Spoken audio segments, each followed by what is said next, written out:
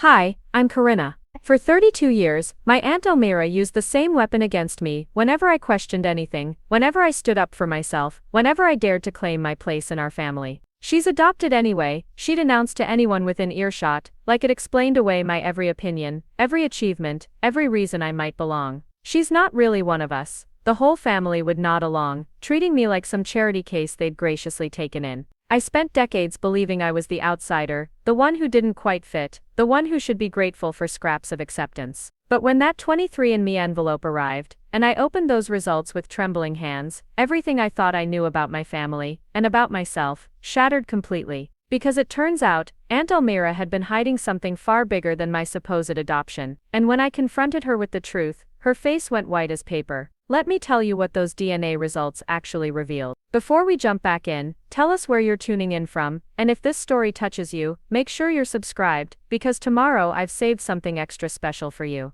The first time Aunt Elmira said it, I was 7 years old, sitting at the Thanksgiving table in Grandma Leora's house in Millbrook Heights. I'd asked why I couldn't have seconds on the mashed potatoes like my cousins, and without missing a beat, Elmira looked down at me with that cold smile she reserved for moments when she wanted to put me in my place. "She's adopted anyway," she said loud enough for the entire table to hear. "She should be grateful for what she gets." Everyone went quiet for exactly 3 seconds, then resumed their conversations like nothing had happened. Like I hadn't just been gutted at 7 years old, like my entire sense of belonging hadn't just been shattered by 6 casual words. That phrase became Elmira's signature move. Anytime I achieved something she didn't like, anytime I questioned a family decision, anytime I dared to act like I belonged, there it was. "She's adopted anyway," always delivered with that same dismissive tone, always followed by the family's complicit silence. When I made honor roll in high school, well, she's adopted anyway, so it's not really our achievement. When I got into state university with a scholarship, lucky for an adopted girl to get those opportunities. When I started my graphic design business, she's adopted anyway, so she doesn't really understand family loyalty like the rest of us. For 25 years I accepted this narrative. I believed I was the grateful foundling, who should keep her head down and be thankful for whatever scraps of family acceptance came my way. I never questioned it because, honestly, it made sense. I looked different from everyone else. They were all tall and blonde with these piercing blue eyes, while I was petite and dark-haired with brown eyes. I had different interests, different talents, a different way of seeing the world. Of course I was adopted, of course I didn't really belong. But here's the thing about lies told often enough. They start to shape reality in ways that go far beyond words. Elmira wasn't just my aunt, she was the family matriarch since Grandma Leora passed when I was 15. She controlled the narrative, the gatherings, the money, and most importantly, she controlled who belonged and who didn't. She owned 3 successful restaurants in downtown Millbrook Heights, held the family purse strings, and somehow every family decision flowed through her living room on Oakwood Drive. The rest of the family fell in line behind her like dominoes. My cousins Ashton and Tristan treated me like a distant acquaintance at family gatherings. Uncle Jorvan would pat my head and tell me how lucky I was to have been chosen by this family.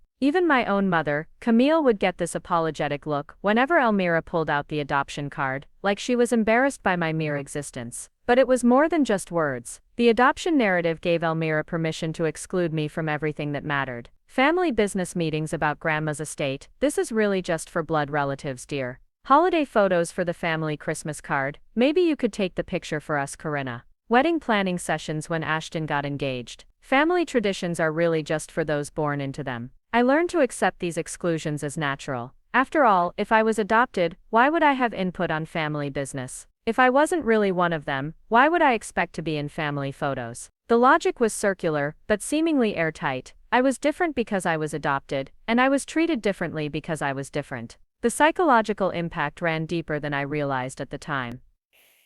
I became hypervigilant about earning my place, constantly trying to prove I deserved to be there. I'd arrive early to family gatherings, with expensive gifts, stay late to help clean up, volunteer for every unpleasant task, and never ever complain about anything. I thought if I was perfect enough, helpful enough, grateful enough, maybe they'd forget I was just the adopted one. But perfection wasn't the point, control was. Elmira used the adoption story as a regulatory tool. When I was compliant and deferential, she'd pat my shoulder and tell people how well-adjusted I was, despite my difficult start in life. When I showed any sign of independence or questioning, out came the adoption card to remind everyone, including me, that I was operating outside my designated place in the family hierarchy. The turning point came 3 months ago at Tristan's graduation party. He'd just finished law school, and Elmira was holding court in her backyard, telling everyone about the family legacy of education and achievement. She was going through each family member's accomplishments, praising their inherited intelligence and natural talents. When someone mentioned my recent promotion to senior creative director at Morrison & Associates, Elmira's expression tightened almost imperceptibly. "Well," she said, stirring her martini with deliberate slowness, "she's adopted anyway, so that success isn't really connected to our family gene pool. Though we're proud we gave her a good foundation."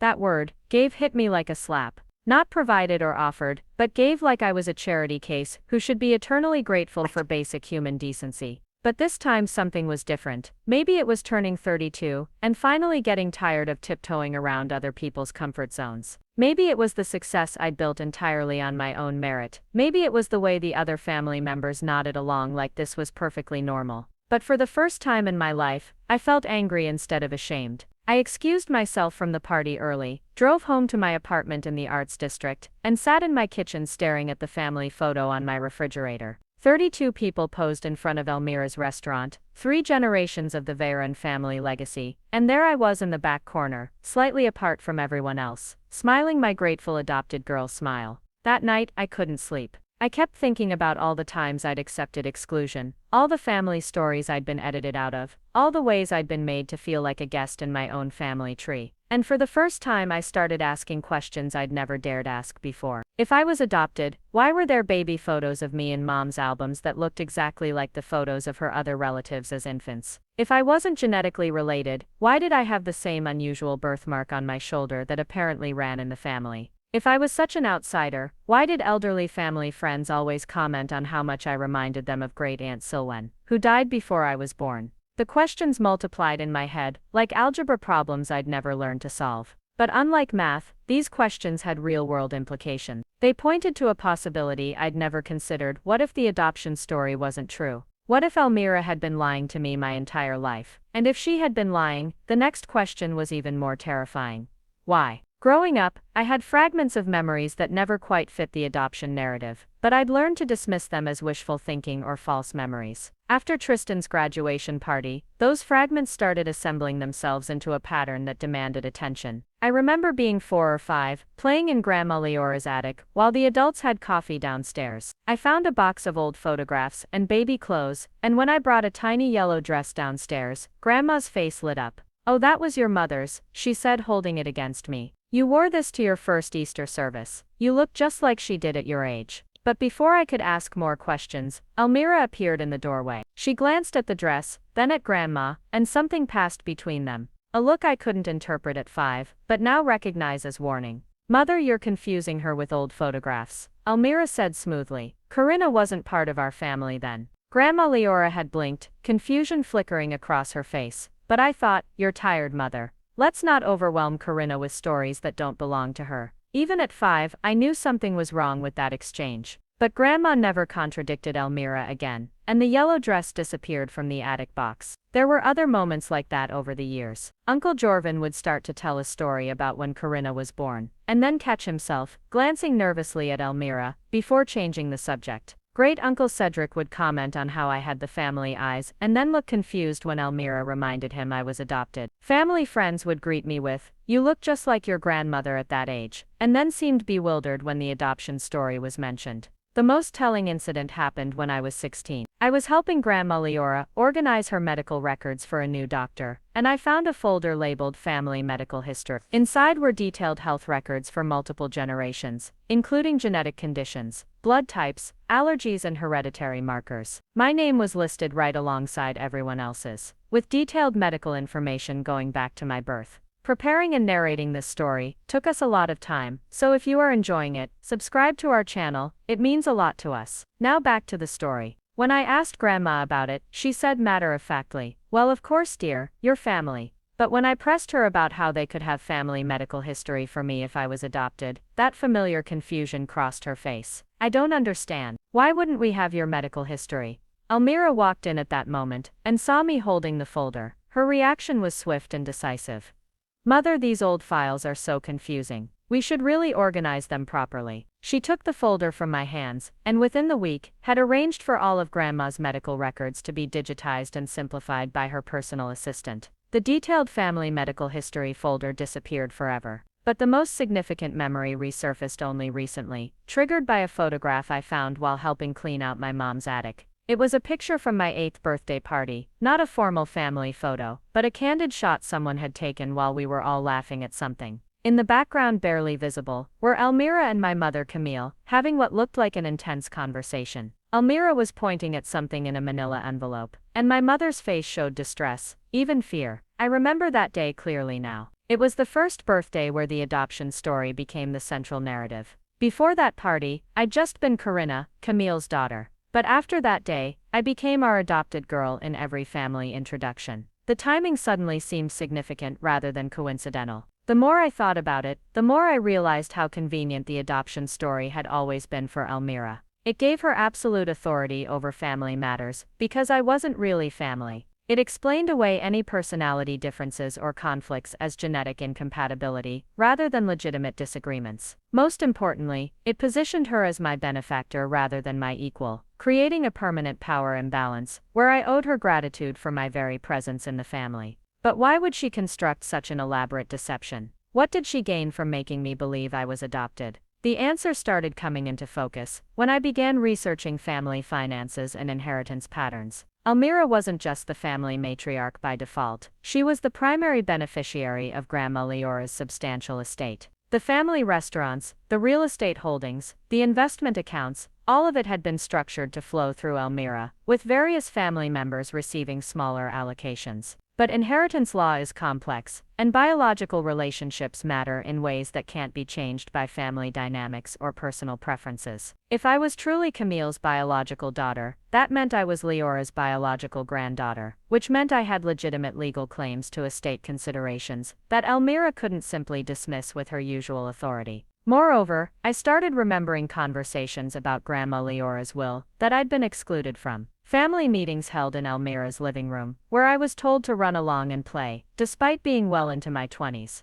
Hushed phone calls that stopped when I entered rooms. References to complicated legal matters that were too complex for someone not really part of the family business. The pattern was becoming clear. The adoption story wasn't just emotional manipulation. It was financial strategy. But the most damning evidence came from an unexpected source. Last month, while helping my mother organize her closet, I found a small wooden box hidden behind winter coats that hadn't been worn in years. Inside were documents I'd never seen before. My original birth certificate, hospital records from my delivery, and photographs of my mother pregnant with me. The birth certificate listed Camille Veyron as my mother and left the father's name blank, but it was clearly an original document from the hospital where I was born. The hospital records showed a normal delivery, with no mention of adoption proceedings. The photographs showed my mother visibly pregnant, glowing with the kind of happiness I'd rarely seen in family pictures from my adult life. When I confronted my mother with these documents, she broke down completely. Through tears, she told me the truth. She'd been forced to hide for 32 years. I wasn't adopted, I was her biological daughter, born when she was 19 and unmarried. The father was someone Elmira disapproved of, a musician named Alaric, who had no prospects and wrong values, according to the family matriarch. When my mother refused to handle the situation the way Elmira wanted, my aunt had constructed an elaborate fiction to control the narrative and protect what she saw as the family's reputation. But more than reputation was at stake. If I was illegitimate but biological, I still had inheritance rights that could complicate Elmira's financial control over the family estate. The adoption story killed two birds with one stone. It eliminated my legal claims, while positioning Elmira as generous for accepting me, despite my supposed outsider status. My mother had been 19, scared and completely dependent on family support. When Elmira threatened to cut her off entirely, unless she went along with the adoption fiction, she felt she had no choice. I thought it would just be temporary, she sobbed. I thought once you were older, once I was more established, I could tell you the truth. But Elmira made it clear that if I ever contradicted the story, both of us would be cut off from the family completely. For 32 years, my mother had lived with the agony of watching her own daughter be treated like an outsider, while being powerless to protect me. Every time Elmira used the adoption weapon, my mother had to remain silent, or risk losing me entirely.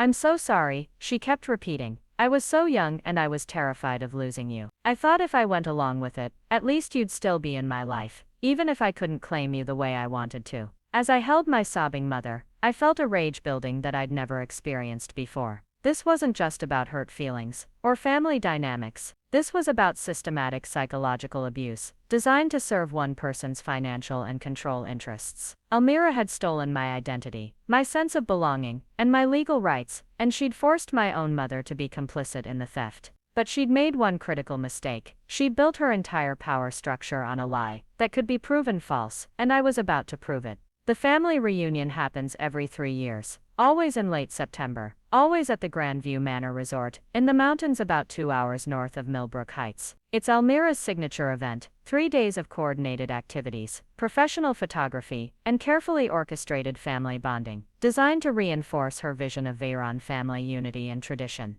This year's reunion was particularly significant, because it marked what would have been Grandma Leora's 90th birthday. Elmira had been planning it for months, describing it as a celebration of legacy, and a way to pass family traditions to the younger generation. The invitation had arrived 6 weeks ago, printed on cream-colored cardstock with gold lettering, looking more like a wedding announcement than a family gathering. The Veyron Family Legacy Reunion. It read, honoring our matriarch's memory, and celebrating 3 generations of success. My name was on the invitation, but in smaller print at the bottom, with the other extended family and friends, not with the core family members listed prominently at the top. Even in invitation typography, the adoption narrative shaped my place in the family hierarchy. Under normal circumstances, I would have attended dutifully, smiled for the photos I'd be positioned at the edge of, and endured 3 days of subtle reminders about my grateful outsider status. But these weren't normal circumstances. These were the circumstances where I knew the truth. My first instinct was to skip the reunion entirely. Why subject myself to another weekend of psychological manipulation, when I finally understood what was really happening? I could confront Elmira privately, demand she stop the charade, and deal with the family fallout away from the public performance of reunion weekend. But as I sat in my apartment looking at that invitation, I realized I was thinking like the old Corinna. The one who avoided conflict, who prioritized other people's comfort over her own truth, who believed she should be grateful for whatever acceptance she received. The new Corinna, the one who'd seen her own birth certificate and held her mother's tears, had different priorities. Elmira had built her power through public performance. The family gatherings, the coordinated presentations, the careful management of narrative and image. These weren't just social events. They were political theater designed to reinforce her authority and everyone else's role in the structure she'd created. If I wanted to dismantle that structure, I needed to understand how it operated. And the reunion would be her master piance performance, the culmination of months of planning, with the entire extended family present to witness her version of our shared history. More importantly, this reunion was specifically about legacy and tradition. Elmira would be at her most confident, most authoritative, most invested in demonstrating her role as the keeper of family truth. She'd be surrounded by the very people who'd been complicit in the adoption lie, all of them comfortable in their assigned roles in her carefully constructed drama. It was the perfect setting to introduce some unscripted reality. But I knew I couldn't just show up and start making accusations. Elmira hadn't maintained control for 3 decades by being unprepared or easily rattled. She was skilled at managing challenges to her authority, at redirecting conversations, at making other people look unreasonable or ungrateful. If I wanted to expose the truth effectively, I needed to be strategic. That's when I decided to get the DNA test. I'd been thinking about it since finding the birth certificate, but the reunion deadline gave me focus. A DNA test would provide irrefutable scientific evidence of my biological relationships. No matter how skilled Elmira was at manipulation, she couldn't argue with genetic markers and chromosomal matches. I ordered the 23andMe kit 2 weeks before the reunion, paying for expedited results. The process was simple: spit in a tube, mail it off, wait for science to reveal what family politics had obscured. But the waiting was agony. Every day felt like holding my breath underwater, wondering if the results would confirm what I suspected or reveal some truth I hadn't considered. The results arrived exactly 5 days before the reunion weekend. I was at work when I got the email notification, sitting in a client presentation about brand redesign strategies, when my phone buzzed with a message that would change everything. I excused myself to the bathroom and opened the email with trembling fingers. The results were even more dramatic than I'd hoped. Not only was I definitively not adopted, but the genetic matches revealed family connections that went far deeper than just confirming my mother's biological relationship to me. I was connected to multiple Veyron family members at the expected levels for biological relationships. Cousins, great aunts, second cousins, all showing up exactly as they would if I'd been born into this family, rather than adopted into it. But the most shocking result was a close DNA match with someone named Daphne Thorne, listed as a potential half-sister with 98.7% probability of sharing one biological parent. I'd never heard of Daphne Thorne in my life. A quick social media search revealed she was about 5 years older than me, lived in Portland, Oregon, and worked as a veterinarian. Her photos showed someone who looked remarkably like me, same dark hair, same brown eyes, same facial structure that had always made me stand out in family photos. She had no connection to Millbrook Heights or any Veyron family members that I could find. The implications hit me like a freight train. If Daphne was my half-sister, and she had no connection to the Veyron family, that meant we shared a biological parent who wasn't part of my supposed family. Given that my mother was definitely a biological Veyron, the only explanation was that my father, the mysterious Alaric that my mother had mentioned, had another daughter. But there was more. Daphne's profile mentioned that she'd been searching for biological family connections, specifically looking for information about her father who she'd never known. According to her profile, her mother had died when she was young, and she'd been raised by her maternal grandparents, who knew very little about her father, except that he was a musician who'd lived in the Midwest in the early 1990s. The timeline matched perfectly. My mother had been 19 in 1991 when I was born. Daphne appeared to be born around 1986, which would put her conception at a time when my father would have been a young musician, probably traveling, possibly having relationships in different cities. I stared at my phone screen in the office bathroom, feeling like the entire foundation of my reality was shifting beneath my feet. Not only was I not adopted, but I had a half-sister I'd never known existed, and together we represented evidence of family secrets that went far beyond just my birth circumstances. This wasn't just about Elmira lying about my adoption. This was about a complex web of deception that had shaped multiple lives and hidden truths that could change how our entire family understood its own history. And I was about to walk into a family reunion, where Elmira would be celebrating her role as the keeper of family legacy and tradition, completely unaware that I was carrying scientific proof of how hollow those celebrations really were. The reunion was 3 days away. I had 3 days to decide how to use this information, 3 days to prepare for a confrontation that would either free my family from decades of lies, or tear it apart completely. But as I looked at my reflection in the bathroom mirror, I realized that the choice had already been made. I'd spent 32 years living in the shadow of someone else's fiction. I'd bent my entire identity around a lie designed to serve someone else's interests. I'd watched my mother suffer in silence to protect a deception that had harmed us both. The time for protecting other people's comfort was over. The time for truth had finally come. I walked back into the conference room, apologized for the interruption, and finished the client presentation with a clarity and confidence I'd never felt before. Because for the first time in my life, I knew exactly who I was and exactly what I needed to do. The reunion was going to be very different from what Elmira had planned. The Grandview Manor Resort sits on a mountainside overlooking Pine Valley, all rustic elegance and expensive comfort designed to make wealthy families feel like they're roughing it in style. Elmira had reserved the entire West Wing for our reunion weekend, 23 rooms, 3 conference spaces, and the grand ballroom for Saturday night's formal dinner. I arrived Friday afternoon, deliberately timing my entrance to be unremarkable. Not early enough to seem eager, not late enough to draw attention. Just another family member arriving for another family gathering, carrying a small overnight bag and the kind of polite smile that had gotten me through decades of these events. Elmira was holding court in the main lobby when I walked in, surrounded by cousins and their spouses, gesturing expansively about the weekend's planned activities. She looked exactly like what she would, a successful woman in her early 60s who was used to being the center of attention and comfortable with the power that came with paying for everyone else's good time. "Corinna," she called out when she spotted me, her voice carrying that particular tone of surprised delight she used when she wanted to signal to others that my presence was unexpected but welcome. "I wasn't sure you'd make it with your work schedule." It was a masterful opening move. In one sentence, she'd positioned me as the career-focused family member who might not prioritize family events, subtly reinforcing my outsider status while appearing gracious about my attendance. The subtext was clear. I was busy with my little job while the real family members made time for what mattered. I wouldn't miss celebrating Grandma Leora's memory. I replied evenly, matching her public politeness while studying her face.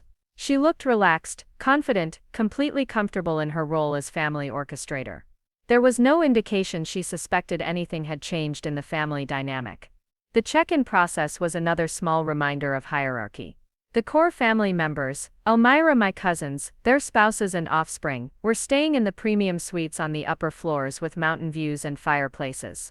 I was assigned a standard room on the second floor, facing the parking lot, grouped with the extended family and friends. Even the hotel room assignments reflected the adoption narrative. But as I unpacked my small bag, I felt differently about these slights than I ever had before. Instead of the familiar sting of exclusion, I felt something approaching clinical interest. I was watching a performance I'd been forced to participate in for 32 years, but now I could see the stagecraft, the deliberate choices, the careful maintenance of power structures disguised as natural family dynamics. My phone buzzed with a text from Daphne Thorne in Portland. I'd reached out to her through 23andMe's connection service 2 days after getting my results, and we'd been exchanging careful messages about our apparent biological relationship. "How's the family reunion going?" Her message read, "Still planning to drop the DNA bomb this weekend." I'd told her about my plan to confront Elmira publicly, and she'd been both supportive and worried. "I've been looking for my father my whole life," she'd written in her first response. "If you really think we're half-sisters, and you're about to shake up your whole family tree, I'm here for whatever you need. But be careful, family secrets exist for reasons, and sometimes those reasons involve people who will fight to keep them buried." Her warning felt especially relevant as I watched the family dynamics play out over Friday evening's welcome reception. Everyone fell into their familiar roles with practiced ease. Ashton and Tristan dominated conversations with updates about their careers and achievements. Their wives Amelia and Junessa compared notes on renovation projects and vacation plans. The younger generation, Ashton's teenage son Merrick and Tristan's twin daughters, clustered around the dessert table, rolling their eyes at adult conversation while secretly documenting everything on social media. And through it all, Elmira moved like a conductor managing an orchestra, steering conversations, highlighting achievements, making sure everyone felt heard while maintaining absolute control over the evening's rhythm and tone. She was genuinely skilled at this kind of family leadership, I had to admit. Under different circumstances, I might have admired her ability to manage complicated personalities and competing interests with such apparent grace. But I was seeing it now through the lens of manipulation, rather than management. The way she redirected attention when conversations veered toward topics she didn't want explored. The way she positioned herself as the source of family history and final authority on disputed memories. The way she used praise and inclusion as rewards for family members who supported her version of events, while deploying subtle dismissal for anyone who questioned her narrative. The first real test came during Friday night's family traditions presentation. Elmira had prepared a slideshow about Veyron family history, complete with old photographs, newspaper clippings about the restaurant business, and carefully curated stories about previous generations. It was beautifully produced, professionally designed, and completely consistent with the adoption story she'd been telling for 3 decades. The slides about my childhood were particularly masterful. Photos of me at family gatherings were cropped and captioned to emphasize my status as the adopted daughter who brought such joy to our family.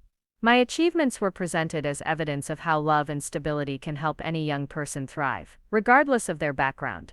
Even my baby pictures were contextualized as early photos after Corinna joined our family, despite the fact that they clearly showed me as a newborn. But what struck me most was how the other family members responded to this presentation. They weren't just passively accepting Elmira's version of history, they were actively participating in its maintenance. Ashton added details about how grateful I'd always been. Tristan contributed memories about my adjustment period when I supposedly joined the family. Even my mother nodded along with descriptions of the difficult decisions she'd made to provide a loving home for an infant in need. It was like watching a group of actors who'd been performing the same play for so long that they'd forgotten it was fiction. The presentation concluded with a section about family values and legacy, emphasizing themes of loyalty, gratitude, and respect for family hierarchy. "Some people are born into families," Elmira said, advancing to a slide with a photo of the entire extended family, "and some people are chosen by families. Both paths lead to the same destination: belonging, love, and shared responsibility for maintaining the traditions that bind us together.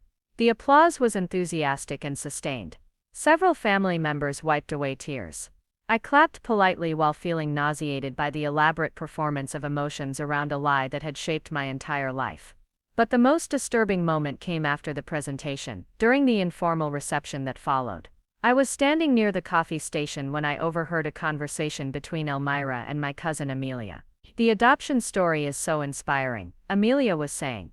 "I've been thinking about sharing it more widely, maybe writing something for the restaurant's newsletter, about how family businesses can embody community values. Corinna's success story really demonstrates the power of giving people opportunities." Elmira's response chilled me to the bone. "That's a lovely idea, dear. Though we should be careful about sharing too many details.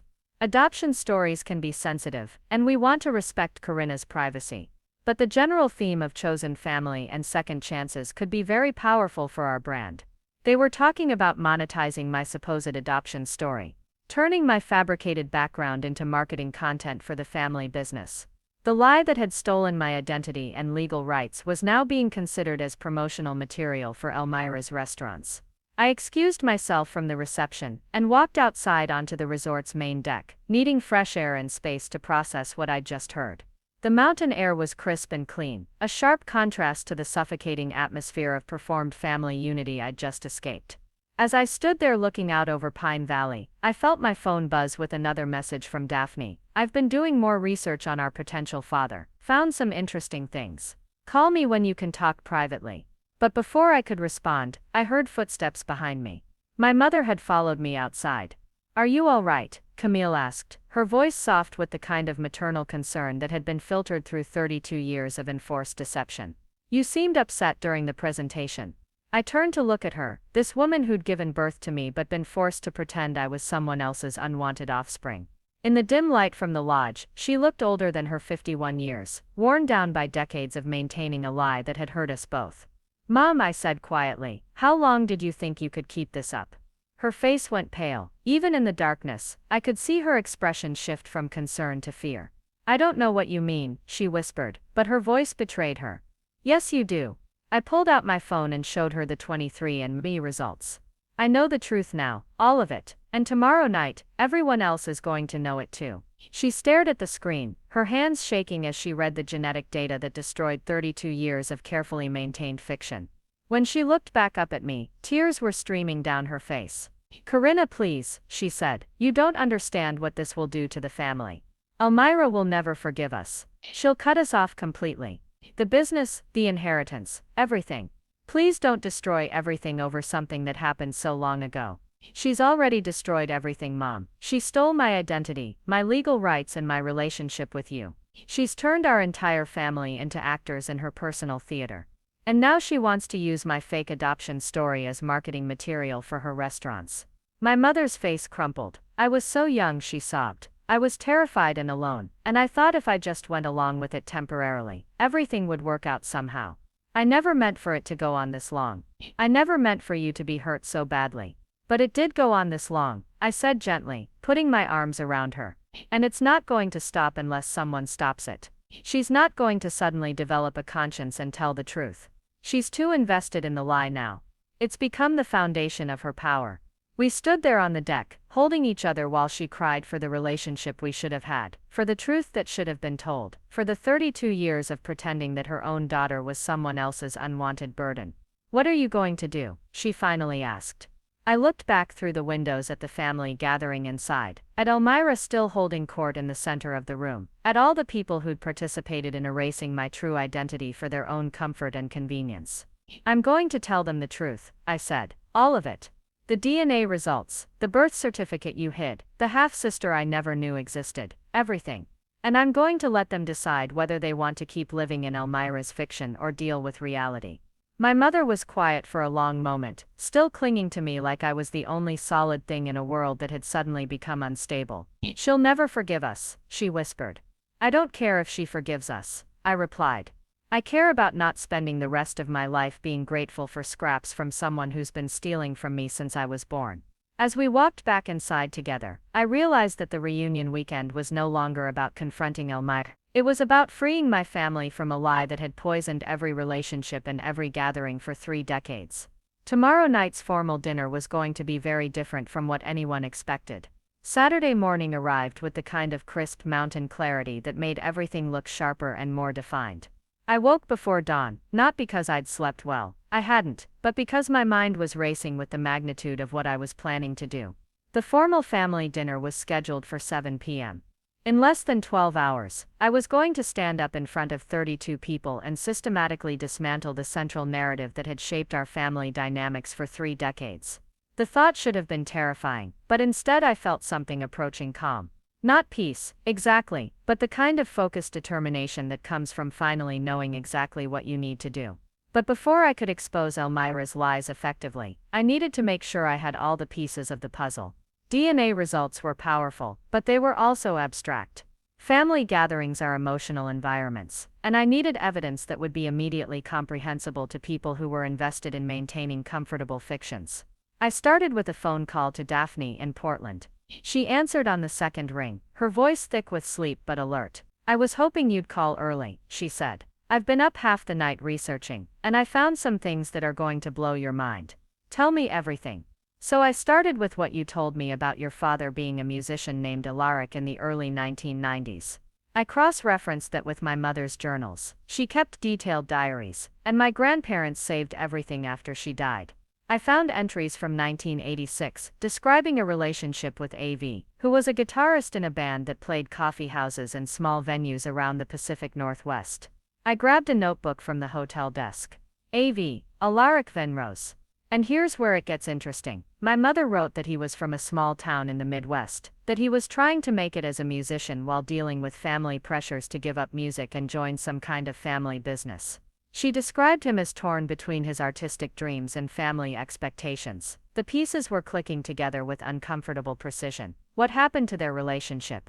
According to the journals, he disappeared suddenly in late 1986, right around the time I would have been conceived. My mother was devastated. She wrote about trying to contact him for months, but he'd apparently moved and changed his contact information completely. She assumed he'd just decided music was more important than responsibility. But that timing puts him in the Midwest right around when he would have met my mother. Exactly, and I think I know why he disappeared so suddenly from my mother's life. I could hear papers rustling on her end of the call. I found him, Corinna. Alaric Venrose, born 1967 in Millbrook Heights. And you're not going to believe what I discovered about his connection to your family. The room seemed to tilt slightly around me. Tell me. He didn't just date your mother in 1991. He was already connected to your family years earlier. I found newspaper archives from 1985 showing him performing at the opening of Elmira's second restaurant. The article describes him as local musician Alaric Venrose, and mentions that he's been providing entertainment for various Veyron family business events. My hand was cramping from gripping the phone so hard. So he knew Elmira before he knew my mother. It gets worse. I found his obituary from 2003. He died in a car accident in California, and the obituary lists survivors. It mentions former partner Rebecca Thorne of Portland, Oregon and daughter Daphne, and then it says also survived by former partner Camille Veyron of Millbrook Heights and daughter. I stopped breathing for a moment. It lists me, not by name, just says daughter, but the timing makes it clear that's you. And here's the really damaging part. The obituary was published in the Millbrook Heights newspaper. Your family would have seen it. They would have known about me, known about the connection, known that your father was dead and couldn't complicate their adoption story. The implications were staggering. Not only had Elmira known about my biological father, but she'd known about my half-sister for 20 years and never told me. She'd let me grow up believing I was adopted, while knowing that my father was dead, and I had biological family I'd never met. There's more, Daphne continued. I looked up business records for that time period. Alaric Venrose was more than just a musician who played family events. He was listed as a business partner in a venture called Millbrook Music and Entertainments that was partially funded by Veyron Family Holdings. He wasn't just some irresponsible artist who got your mother pregnant and disappeared. He was financially connected to your family. I felt like I was falling through space. What happened to the business partnership? Dissolved in 1991, the same year you were born. All assets transferred back to Veyron Family Holdings. And here's the smoking gun. I found the dissolution papers. The reason listed for ending the partnership was irreconcilable differences regarding personal conduct and family responsibilities. Elmira forced him out. More than that. Based on the legal language and the timing, it looks like she used his relationship with your mother as justification for ending their business relationship. She probably gave him an ultimatum: abandon your mother and the pregnancy, or lose everything he'd invested in the music business. I sat down heavily on the hotel bed, trying to process the scope of what Daphne had uncovered. This wasn't just about Elmira lying about my adoption status, this was about her systematically destroying my father's relationship with both of his daughters, manipulating him financially and personally, and then constructing an elaborate fiction to cover up her role in separating our family. So he didn't abandon us by choice, I said quietly. No, and I don't think the car accident was necessarily accidental either. I found some records about his financial situation in 2003. He was completely broke, working odd jobs, struggling with depression according to some police reports from wellness checks. The man described in those records doesn't match the successful musician who was performing at family events in the 1980s. She destroyed his life, and then used his absence to create the adoption story that gave her control over you and eliminated any inheritance complications. It's brilliant in a sociopathic way. I looked out the hotel window at the Veyron family members gathering on the resort's main lawn for the morning's planned activities. Elmira was directing the setup for some kind of group photo session, gesturing authoritatively, while everyone else arranged themselves according to her vision. Daphne, I said, how would you feel about coming to a family reunion? Today. The formal dinner starts at 7 p.m. It's about a 4-hour drive from Portland. If you left now, you could be here by late afternoon. There was silence on the other end of the call for a long moment.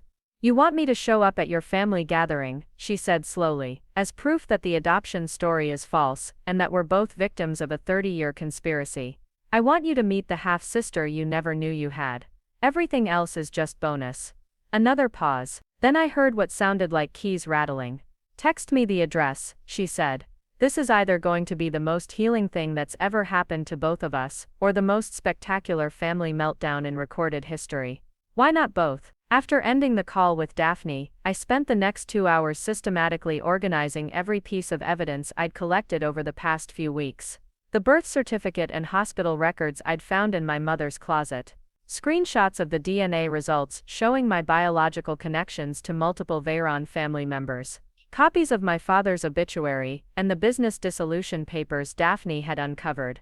The family medical history folder that had been mysteriously digitized and simplified after I'd discovered it years ago. But most importantly, I prepared a simple timeline that laid out the real story chronologically, 1985 to 1990.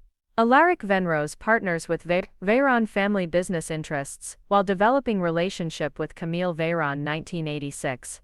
Alaric fathers Daphne, with Rebecca Thorne in Portland, during a period when his relationship with my mother was apparently interrupted 1991. Alaric and Camille conceive me, Elmira discovers the pregnancy and ultimatum to Alaric: abandon both daughters, or lose business partnership and family connections. 1991. Alaric chooses to leave rather than abandon his daughters. Business partnership dissolved. I am born and immediately designated as adopted, despite being biological Veyron 1991.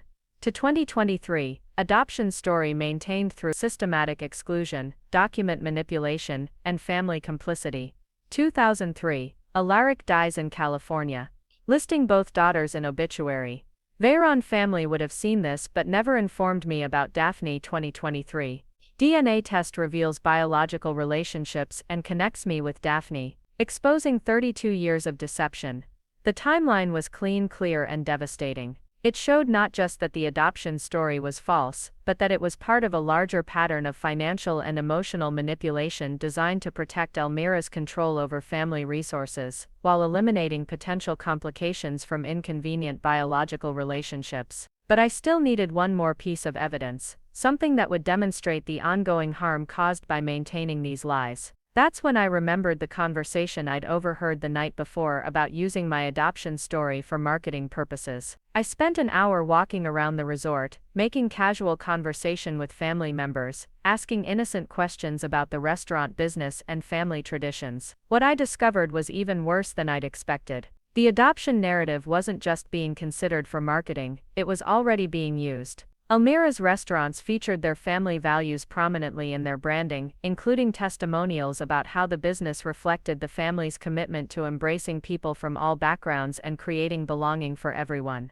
My supposed adoption story was cited as evidence of these values in grant applications for Small Business Community Impact Awards. Moreover, Elmira had been using the adoption narrative strategically in inheritance and estate planning. Legal documents from Grandma Leora's will specifically referenced my non-biological relationship to the family as justification for my reduced inheritance allocation. The fiction hadn't just shaped family dynamics, it had been formalized in legal structures that would affect my financial rights permanently. By early afternoon, I had built an airtight case that demonstrated not only the falseness of the adoption story, but its use as a tool for financial control and legal manipulation. The evidence was overwhelming, immediately comprehensible, and completely damning. At 3:30 p.m., I got a text from Daphne, just past the Pine Valley exit. "See you soon, sister." At 4 p.m., I knocked on my mother's door. When she answered, her face was puffy from crying, but her expression was resigned rather than panicked.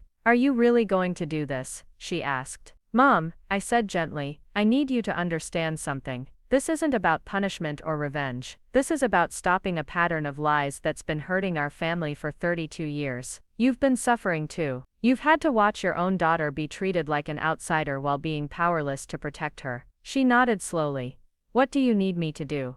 "Just tell the truth. When I present the evidence tonight, I need you to confirm that I'm your biological daughter and that you've been forced to hide that fact since I was born. That's all, just the truth." At 5:45 p.m., I stood at the resort's main entrance watching a rental car pull into the parking lot. The woman who got out looked exactly like me. Same height, same build, same dark hair, same brown eyes that had always made me stand out in Veyron family photos. Daphne Thorne walked toward me with a nervous smile, carrying a folder of documents and the weight of 37 years of wondering about her father and the family she'd never known. "So," she said when she reached me, "ready to blow up some lives?"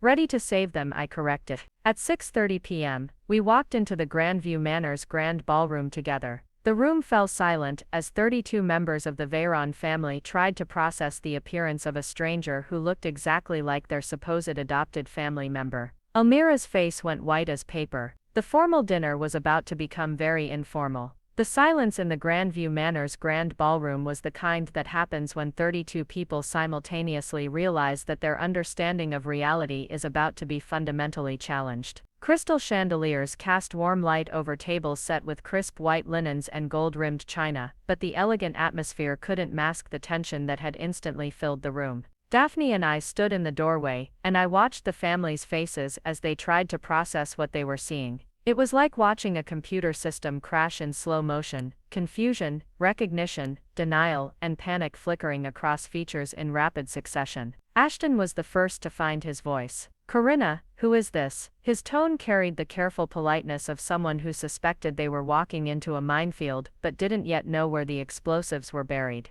"This is Daphne Thorne," I replied, my voice carrying clearly across the room. "My half-sister." The words landed like stones thrown into still water, creating ripples of shocked murmurs and uncomfortable shifting in seats. But my eyes were locked on Elmira, watching her face cycle through emotions she was trying desperately to control. She recovered faster than I'd expected, drawing on decades of experience managing difficult family situations. "I'm sorry, dear, but I think there's been some confusion," she said, moving toward us with the kind of gracious authority she'd perfected over years of running family gatherings. "Perhaps we should discuss this privately, rather than disrupting everyone's evening." It was a masterful response, acknowledged the disruption while positioning herself as the reasonable adult managing an unfortunate misunderstanding. She was trying to contain the situation before it could spiral beyond her control. But Daphne stepped forward, and when she spoke, her voice carried the quiet confidence of someone who'd spent her entire adult life as a veterinarian dealing with life-and-death situations. "There's no confusion, Mrs. Veyron. I drove 4 hours from Portland because my half-sister contacted me through 23andMe. We share the same father, Alaric Vinrose." The name hit the room like a physical blow. I watched several family members flinch, saw my Uncle Jorvan's wineglass pause halfway to his lips, witnessed my cousin Tristan exchange a meaningful glance with his wife. They knew that name. They remembered. Elmira's composure cracked slightly around the edges. That's impossible, she said, but her voice had lost some of its authority. Corinna is adopted. She's been part of our family since infancy, but she's not biologically related to any of us. That's interesting, Daphne replied, opening the folder she'd brought. Because according to the genetic testing, Corinna shares biological markers with multiple people in this room. And according to these business records from the 1980s and 1990s, you knew our father quite well. She pulled out photocopies of the documents she'd researched and began distributing them to nearby tables. Partnership agreements between Alaric Vinrose and Veyron Family Holdings. Newspaper clippings showing him performing at restaurant openings. The dissolution papers from 1991 citing irreconcilable differences regarding personal conduct and family responsibilities.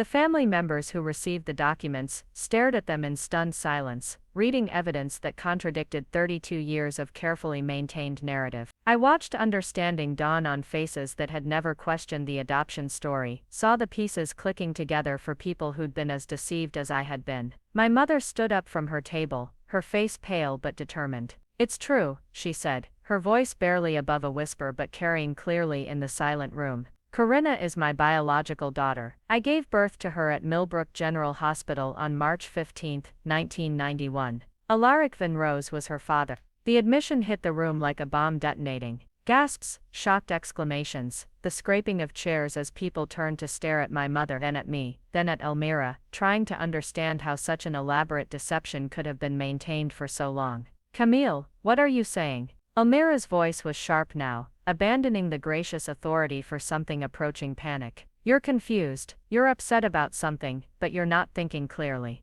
But my mother shook her head, tears streaming down her face. I'm tired of lying, she said. I'm tired of watching my own daughter be treated like an outsider in her own family. I'm tired of pretending that the most important thing that ever happened to me was somehow shameful enough to hide for 32 years. Daphne stepped closer to the center of the room, commanding attention with the kind of presence that comes from years of delivering difficult news to pet owners. Veyron, would you like to explain why your family business partnership with our father was dissolved, the same year Corinna was born? Or would you like to explain why his obituary from 2003, which was published in your local newspaper, lists both of his daughters? But you never told Corinna she had a sister. I watched Elmira's face as she realized how thoroughly her deception was being exposed. The careful documentation, the business records, the genetic evidence, the eyewitness testimony from my mother.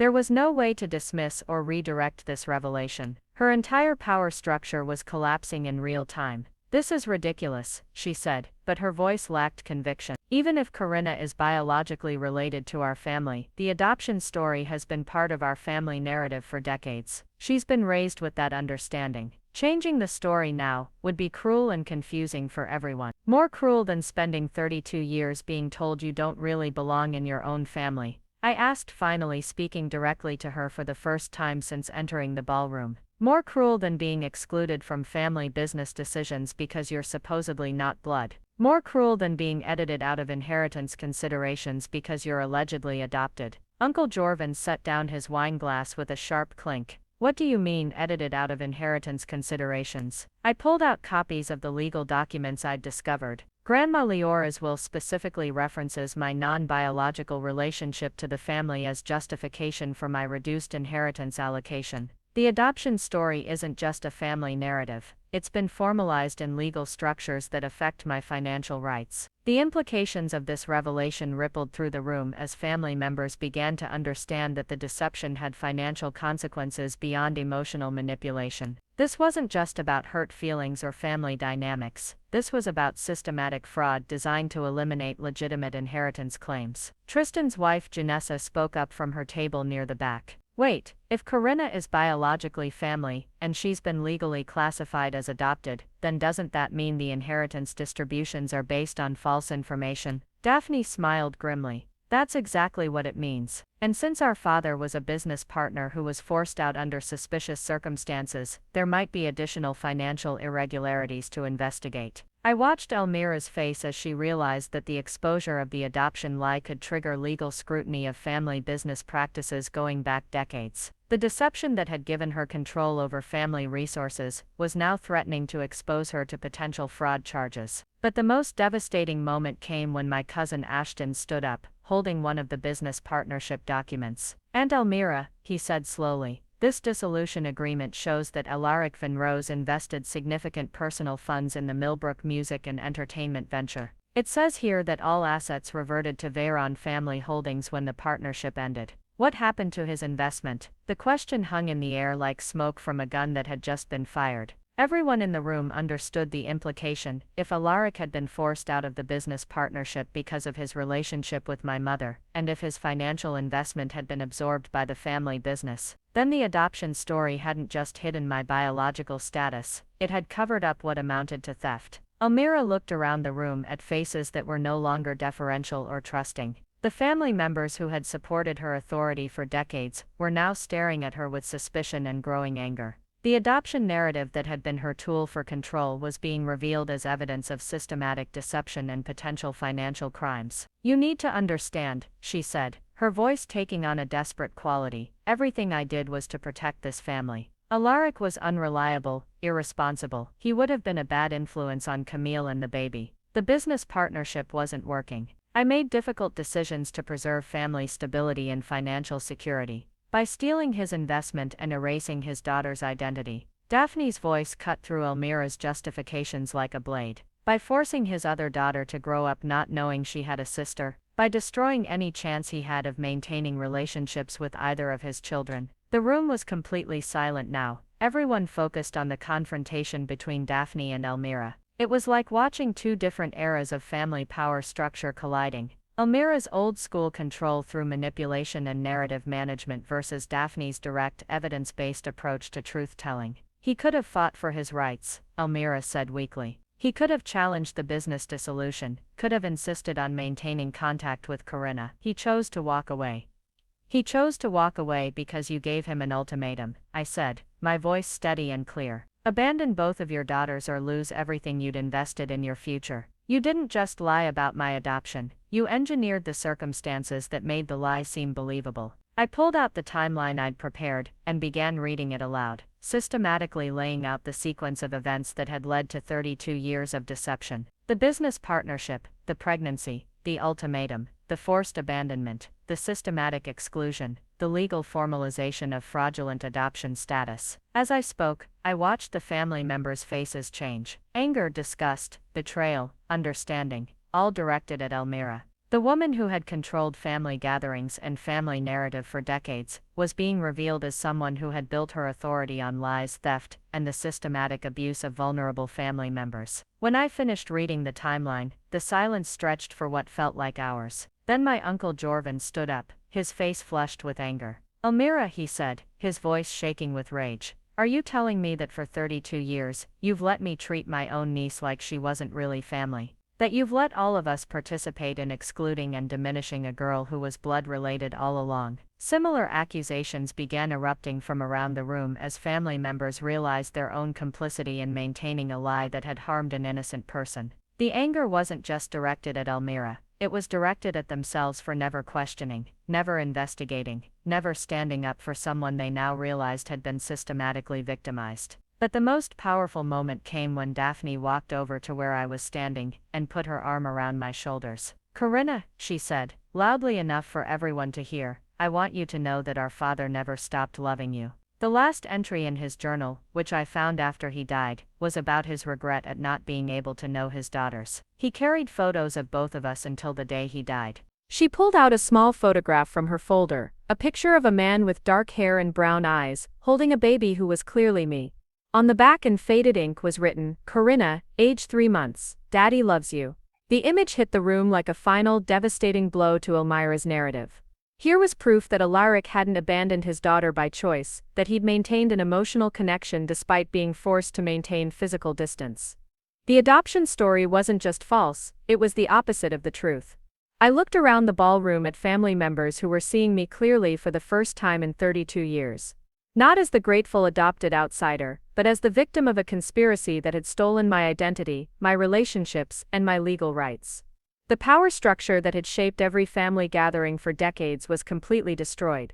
But as I stood there with my half-sister's arm around me, surrounded by evidence of truth and genetic connection, I realized that the destruction of Elmira's lies wasn't an ending. It was finally a beginning. The photograph of my father holding me as a baby had landed on the room like a final verdict, but I could see in Elmira's face that she wasn't ready to accept defeat. 32 years of absolute control don't disappear easily, and the woman who had orchestrated such an elaborate deception wasn't going to surrender without one last desperate attempt to salvage her authority. She straightened her shoulders, smoothed her dress, and when she spoke again, her voice carried the kind of cold calculation I'd heard her use in business negotiations. "This is all very dramatic," she said, her eyes sweeping the room to assess which family members might still be swayed by her leadership. "But let's discuss what really matters here, the practical implications of these revelations." The shift in strategy was immediately apparent. She was abandoning any pretense of denying the evidence and moving instead toward damage control, trying to position herself as the pragmatic family leader, dealing with an unfortunate situation rather than the architect of decades of deception.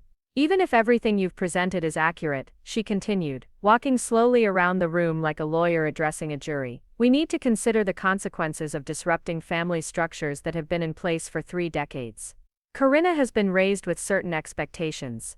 The family business has been organized around specific assumptions about inheritance and leadership succession.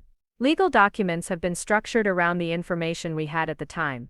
It was a masterful attempt at repositioning, acknowledging the facts while arguing that practical considerations should override justice concerns. She was trying to make the family complicit in maintaining the lie by making them afraid of the consequences of truth. But I'd spent weeks preparing for exactly this response.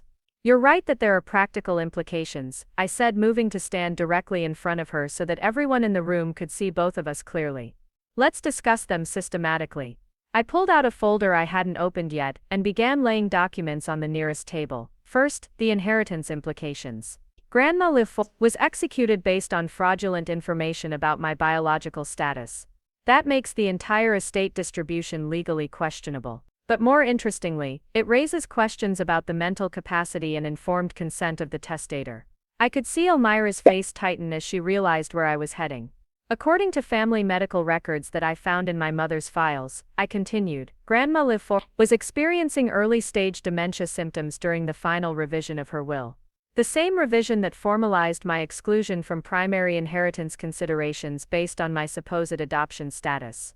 The room went deadly quiet as family members understood the implication. If Liara had been mentally compromised when she signed the will that excluded me based on false information, the entire document could be challenged in court.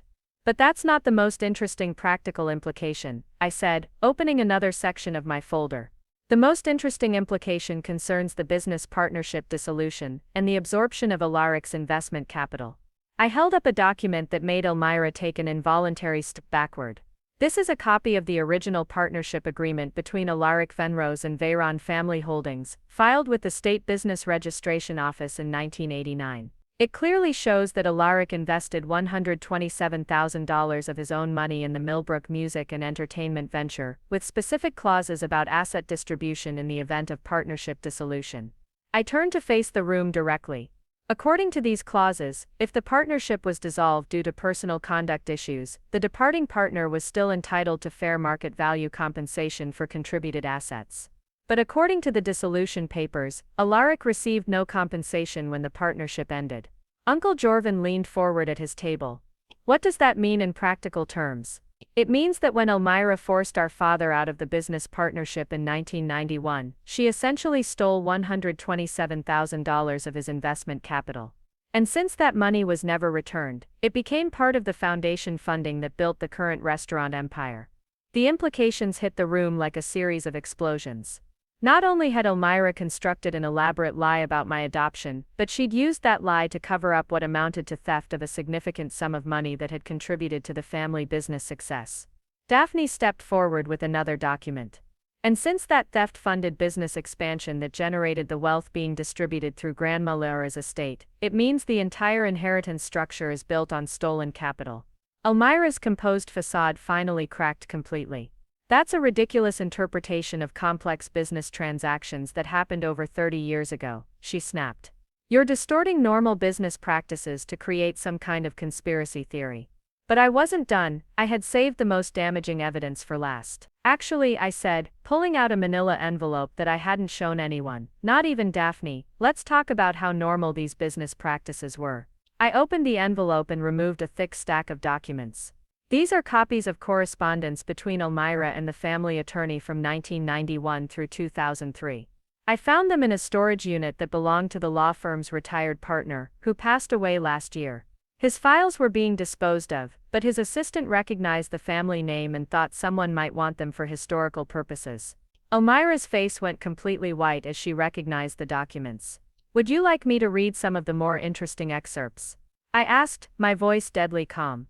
Or would you prefer to explain to the family why you were asking the attorney about eliminating potential inheritance complications from illegitimate offspring, and ensuring that business partnership dissolution protects family interest regardless of personal relationship outcomes? I began reading directly from the correspondence, my voice carrying clearly across the silent ballroom. Letter dated March 1991, the pregnancy situation has become untenable. I need legal strategies for ensuring that any offspring cannot claim legitimate family inheritance rights while maintaining the appearance of family acceptance and support. Gasps and shocked exclamations erupted around the room, as family members heard Elmira's own words describing her systematic planning to eliminate my inheritance rights while maintaining the fiction that I was a welcomed family member. Letter dated June 1991, the adoption narrative has been successfully established. All family members have been informed that Camille is providing a home for an unrelated infant. This should eliminate any future complications regarding estate distribution while allowing us to maintain family unity. The room was in uproar now, family members shouting questions and accusations, chairs scraping as people stood up to get better views of the documents, voices overlapping in anger and disbelief. But I continued reading, my voice cutting through the chaos. Letter dated September 2003. The father's death eliminates any remaining risk of future paternity challenges or inheritance claims. The adoption story has been maintained successfully for 12 years and can now be considered permanently established. Uncle Jorvan slammed his hand on his table so hard that wine glasses jumped. Elmira, are you telling me that when Corinna's father died, you celebrated it as a business advantage? But the most devastating excerpt came from a letter dated just 2 years ago.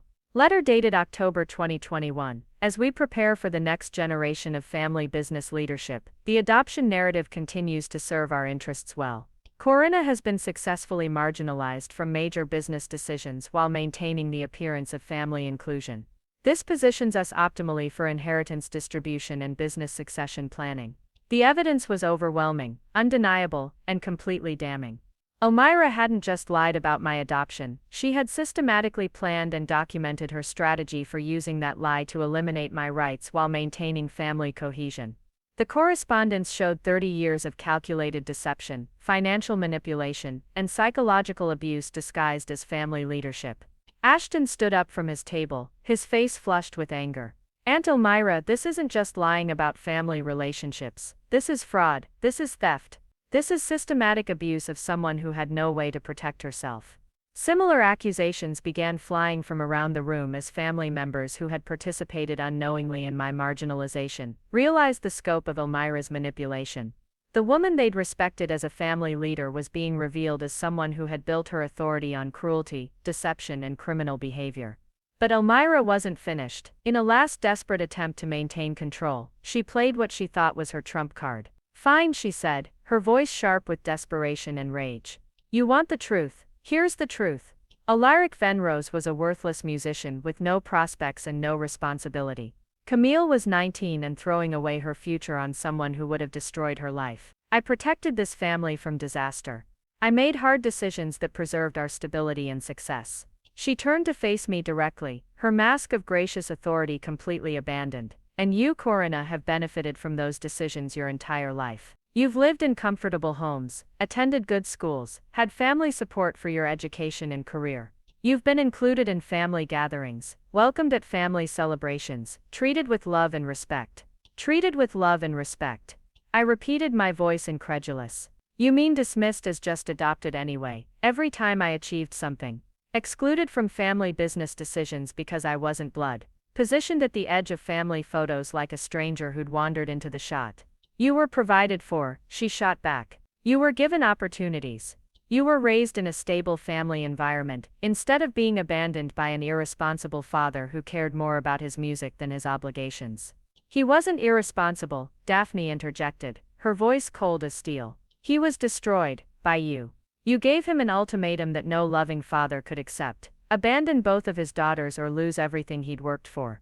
Then when he chose to protect us by walking away, rather than forcing us to live with the consequences of his financial ruin, you used his absence as proof that he didn't care. I looked around the room at family members who were seeing the true scope of Elmira's manipulation for the first time. But the most important truth, I said, is that none of this was ever about protecting the family. It was about protecting your control over the family. I walked closer to Elmira, close enough that everyone could see both of our faces clearly. You needed me to stay small, grateful and powerless because you understood something that took me 32 years to figure out. As a biological Veyron granddaughter, I don't just have inheritance rights, I have equal standing with every other family member. I have the right to question your decisions, challenge your authority, and demand accountability for your actions. The adoption story wasn't just about excluding me from money, I continued, my voice growing stronger with each word. It was about creating a permanent power imbalance, where I would never feel entitled to challenge you. Where I would always be grateful for whatever scraps of acceptance you offered instead of demanding the respect I deserved. The room was completely silent now, everyone focused on the confrontation between me and the woman who had controlled our family narrative for 3 decades. But here's what you never understood, I said, pulling out the final document from my folder. Truth doesn't require permission, justice doesn't need approval. And family doesn't mean protecting the people in power at the expense of the people they're supposed to protect. I held up a legal document with the state seal clearly visible. This is a petition for a state review based on fraudulent information and potential undue influence on an elderly testator. It requests a complete audit of Grandma Leora's will, a forensic examination of family business partnerships, and a criminal investigation into potential theft of partnership assets. Elmira's face went completely white, as she understood that I wasn't just exposing her lies. I was taking legal action to correct their consequences. This petition was filed yesterday afternoon, I continued. The State Attorney General's office will be conducting a comprehensive review of family business practices going back 35 years. Every partnership agreement, every estate decision, every business transaction will be examined for evidence of fraud,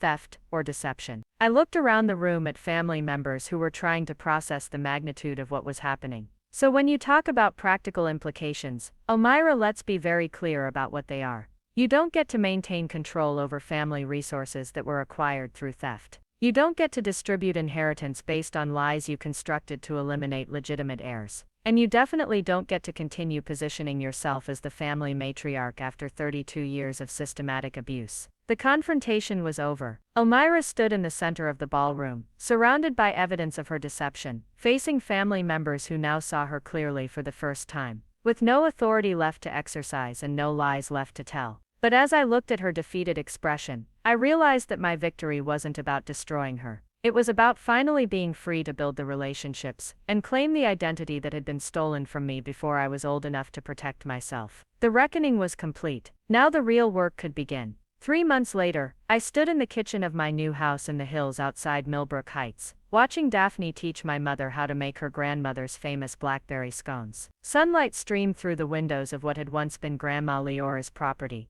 the house that had been quietly transferred back to me as part of the estate review settlement. "No, Aunt Camille, you have to fold the dough, not stir it," Daphne was saying, her hands gently guiding my mother's technique. My grandmother always said the secret was in treating the dough like it was made of flower petals. The word aunt still made my heart skip a little. Daphne had seamlessly integrated into our family structure, claiming relationships that had been denied to her for 37 years. She called my mother Aunt Camille, referred to my cousins as our cousins, and had somehow managed to heal wounds I didn't even know existed. The legal consequences had unfolded exactly as I'd predicted. The State Attorney General's investigation had resulted in criminal fraud charges against Elmira, forced restitution of the stolen partnership funds plus 30 years of accumulated interest, and a complete restructuring of Grandma Leora's estate distribution. The restaurants had been placed in a family trust with equal voting rights for all biological descendants, effectively ending Elmira's autocratic control over family business decisions. But the personal consequences had been more complex, and ultimately more healing than I'd expected. Uncle Jorvin had been the first to apologize, showing up at my apartment 2 days after the reunion with tears in his eyes, and a bottle of wine that had been meant for my 18th birthday. "I failed you," he'd said simply. "I let someone convince me that treating my own niece like an outsider was acceptable. I'll spend the rest of my life making up for that." Similar apologies had followed from other family members who realized their complicity in maintaining a lie that had harmed an innocent person. Ashton had offered to resign from his position in the family business so that I could take a leadership role I'd been denied for decades. Tristan had asked if he could bring his daughters to visit so they could get to know the aunt they'd been taught to see as not really family. The most meaningful apology came from my cousin Amelia, who had unknowingly been planning to use my fabricated adoption story for restaurant marketing. She'd driven to my apartment at midnight 3 weeks after the reunion, sobbing as she confessed how ashamed she was of her enthusiasm for exploiting my supposed background. "I thought it was such an inspiring story," she'd cried. "I never questioned whether it was true or whether you were okay with sharing it. I just assumed your trauma was available for our business purposes." But not everyone had been ready to face the truth. Several extended family members had sided with Elmira, arguing that I was destroying the family by pursuing legal action and being vindictive about events that happened decades ago. They'd organized their own gatherings, creating a splinter faction that maintained loyalty to the woman who had controlled family narrative for so long.